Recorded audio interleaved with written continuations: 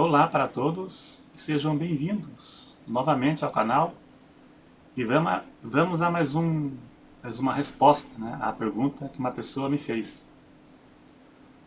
Uma pessoa caiu em pecado e me perguntou se o Espírito Santo se afastou dela.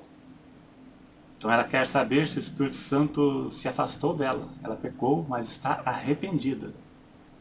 Vamos avaliar essa questão.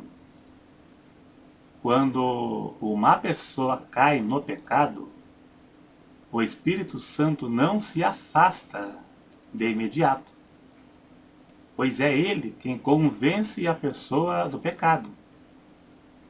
Em João capítulo 16, verso 8, diz que o Espírito Santo é quem convence a pessoa do pecado. A prova que o Espírito Santo está agindo é o fato da pessoa ter se arrependido. No caso dessa pessoa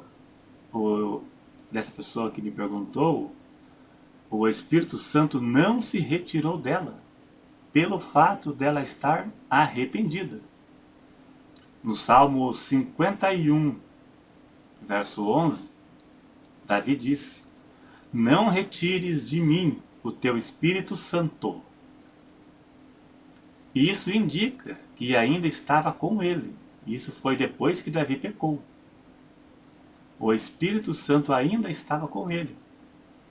O Salmo 51 foi uma oração que Davi fez confessando a Deus o seu pecado. Somente uma pessoa com um coração duro e que nega arrepender-se corre o risco do Espírito Santo se retirar dela, como foi no caso de Saul, do rei Saul.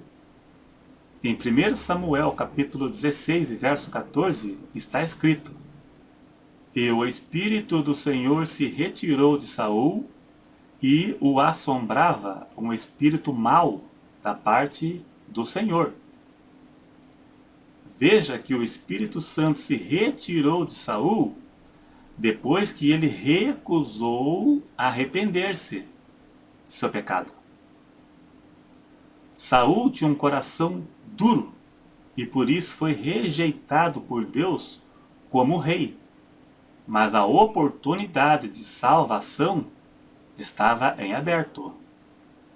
Saul foi entregue à influência demoníaca depois que o Espírito Santo se retirou dele, conforme disse o versículo citado.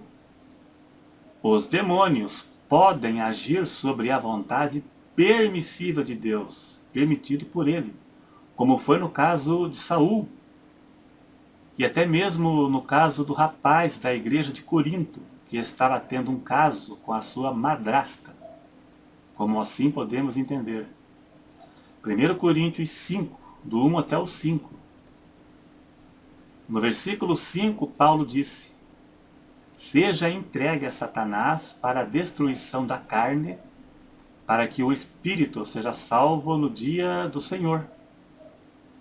Deus permite demônios agirem na vida da pessoa para que pelo sofrimento venha a se arrepender.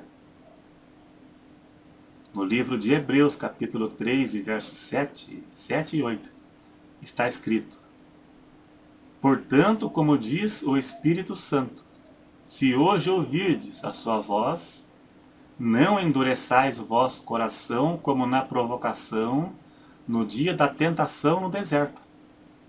O dia aceitável é hoje. O dia é hoje. Se hoje ouvires a voz do Espírito Santo. Rejeitar a voz do Espírito Santo de forma contínua poderá levar a pessoa ao apagamento do Espírito Santo de dentro dela. Ela ficará com a mente depravada, a ponto de não reconhecer mais que está em pecado.